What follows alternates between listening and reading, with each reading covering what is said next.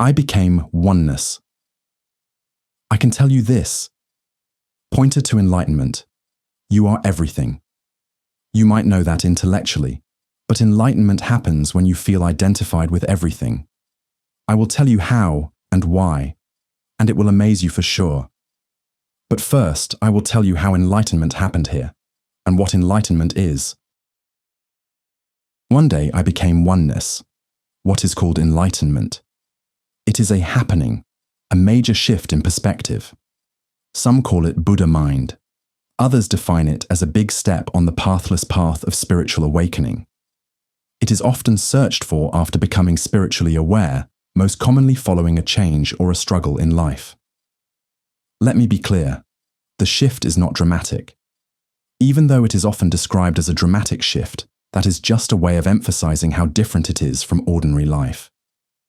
Enlightenment is simply a different perspective, an alternative way of using your senses and experiencing your everyday life. The happening of enlightenment is so subtle that it is hard to notice. The mind struggles to accept that this moment is pure enlightenment, that this is it. Instead, the mind jumps ahead, searching for something more complex, trying to solve a problem that was never there. Let us use the word enlightenment for simplicity's sake. This is actually a radical shift in perspective, so different from our everyday, normal human view, which consists of subject and object, observer and observed. It is so radical that it is impossible to fully describe in words, because enlightenment is not made of anything from the ego-based reality we live in. It is so alien that you cannot even think about it. Thought and language destroy enlightenment in an instant. Enlightenment is more like a sense, a full-blown, simple beingness in awareness or perception, undisturbed by thoughts. With this said, I will use the best words I can to at least try to point directly to the core of enlightenment, something that, in my opinion, can actually provide an opening for it. My own enlightenment experience was triggered by the words of Rupert Spira.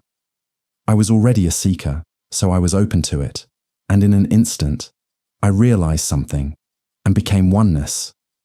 Since that day, my life has changed, and that happening led to many things, including Telos here on YouTube. If you are a seeker and have questions about this, feel free to ask in the comments. I can try to formulate direct pointers for you, which may provide an opening for enlightenment, an instruction for enlightenment. If I were to give an instruction for enlightenment in words, it would be something like this. When you have 5 minutes, just stop and sit down anywhere. Simply sit and look at something. It can be anything. It doesn't matter at all.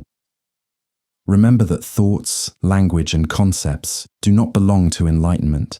So, just sit and observe without adding meaning. You can pretend to be an infant, observing what's in front of you. Just nameless shapes. No labels like blue, round, hot, or cold. Just pure perception. Now notice the edges of the shapes. Without the background, what would the shape be? The background and the shape must exist together for the shape to even exist. Now close your eyes. Where are the shapes now? They are gone. Without the observer, the shape cannot exist either. You must exist for there to be shapes, just like the shape and the background coexist. The consciousness that you are actually manifests the objects when you perceive something. In other words, you create the world every time you open your eyes or use your other senses. That gives some authority to the words, "You are everything." Does this sound like fantasy? Well, science has actually demonstrated this concept through the double slit experiment. Imagine you have a tiny cannon that shoots electrons, tiny bits of matter, at a wall with 2 small holes. When no one is watching. Electrons, tiny bits of matter, act like waves.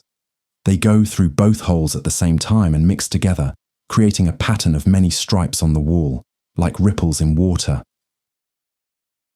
When someone is watching, the electrons suddenly change. Now they act like tiny balls, going through only one hole. Instead of a wave pattern, they make just 2 lines on the wall. The weird part Just looking at them makes them stop acting like waves and behave like normal particles. Enlightenment is oneness. Now, allow yourself to think about just one label, the label you. The shapes and backgrounds cannot exist without you, so you can put the label you on everything you perceive. You blend together with all there is. Full stop, that's it. You are left with just this moment. Everything happening in this moment is you. You are enlightenment. Enlightenment is you. All shapes are you, including people, animals, tables, coffee cups. Everything is you. When your ego rushes back in, it is shaken. New roots for the ego must grow. Your life will never be the same again. You have died, and something new has sprung from the core of your soul. Once this understanding has manifested within you, the process of cleansing and aligning with your true self begins. It cannot be reversed, only prolonged if resisted. This process leads to the life you are meant to live, a life that resonates with you on all levels, a life in harmony with your being. I will tell you another direct pointer to enlightenment. That will blow your mind. But first, I will show you this, the amazing shift in perspective that reveals that you are everything, that you are merged with God can be seen throughout history. Different religions have taught that the divine is not limited to temples, churches, or sacred texts. Instead, it is present in all things, everywhere, at all times. Christianity. Jesus once said in the Gospel of Thomas, "Split a piece of wood. I am there. Lift up the stone, and you will find me there." This suggests that his presence is not confined to holy places, but exists in the ordinary world. In the book of Matthew, Jesus reassures his followers saying, "And surely I am with you always, to the very end of the age."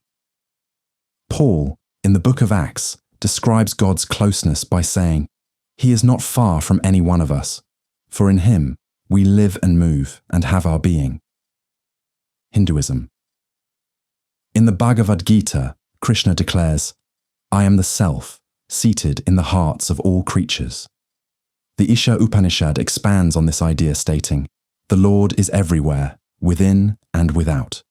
Whoever sees all beings in the Self and the Self in all beings never suffers." This teaches that the divine exists inside every living being and that all life is interconnected. Buddhism. The Dhammapada teaches that the wise see the infinite in the finite.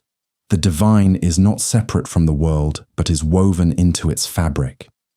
The Avatamsaka Sutra builds on this idea, saying, "All things are interwoven, and in each thing, all things can be seen."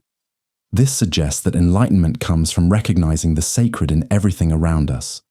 Islam. The Quran teaches that God is closer to people than they realize.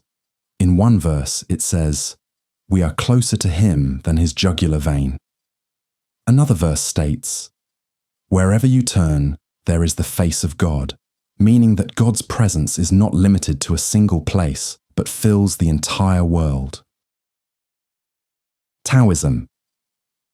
The Tao Te Ching describes the ultimate truth as being present in all things. One passage states, "The Tao is like an empty vessel. It is used, but never filled. It is present in all things." Another passage describes the Tao as flowing everywhere, supporting all life. Taoism teaches that universal wisdom exists in nature and all living beings. Judaism. In the Psalms, it is written, "Where can I go from your spirit? Where can I flee from your presence? If I go up to the heavens, you are there. If I make my bed in the depths, you are there." This passage emphasizes that God's presence extends beyond any one location. In the book of Jeremiah, God himself declares, "Do I not fill heaven and earth?" Across these different traditions, one common theme emerges, whether through the words of Jesus, Krishna, the Buddha, the Quran, the Tao Te Ching, or the Hebrew scriptures. The message remains the same. The divine is not distant. It is present in the wood, the stone, the sky, the earth, and the hearts of all living beings. Another direct pointer to enlightenment. You are everything. You might know that intellectually, but enlightenment happens when you feel identified with everything. Think about this. Objects appear only because you create them with your being, simply by observing them. This is closer than close, so intimate that you could call it love.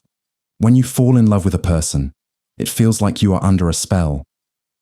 This is because your own barriers have merged with the other person and you have become one. There is no separation. You don't need any defense. You are one. You see yourself in the other person. That is oneness. The same thing happens in enlightenment.